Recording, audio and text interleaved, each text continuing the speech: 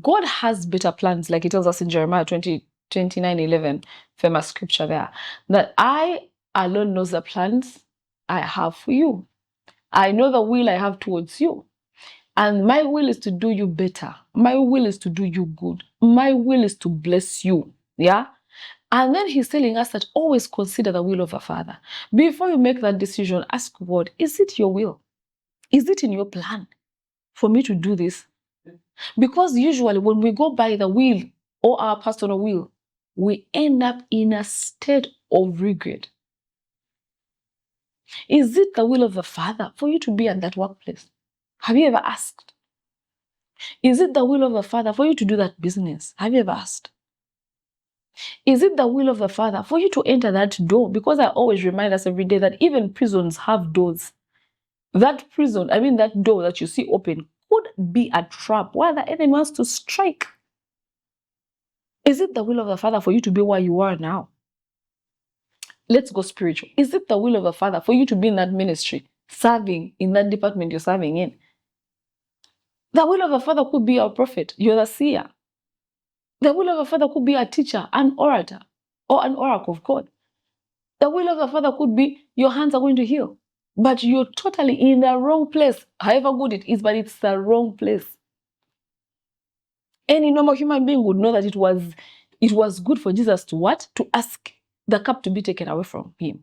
But was it the will of the Father? Because you'd be like, let me remind us of Job. Job is faced with trouble. And it is not the will of the Father for him to give up or for him to curse him.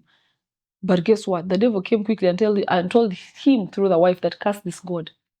He was sharp enough. Look at Adam and Eve in the Garden of Eden.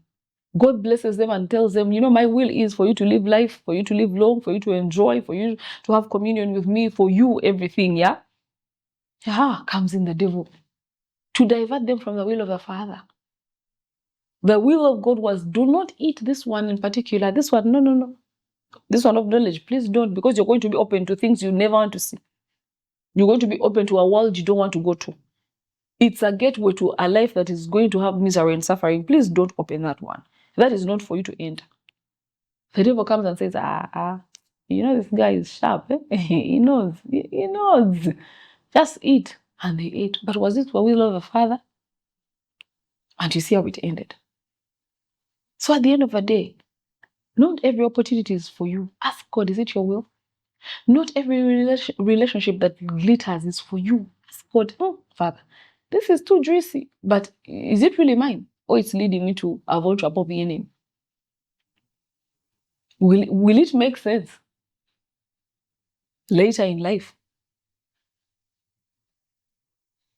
And in there, God will give you the answers. However good it seems, please ask for the will of the Father. And however bad it feels like, please ask the will of the Father. Because with Jesus, it was very bad. It was weighing on him. But he had to ask the Father. And the Father told him, my will is go through that cup. Carry it. Feel it. But you're redeeming a whole entire generation to come. Yeah? Sometimes it looks beautiful, but it's not the will of the Father. So let's go back and say, Father, only let your will be done in my life. Download the Salt Media app from the Google Play Store and the Apple App Store.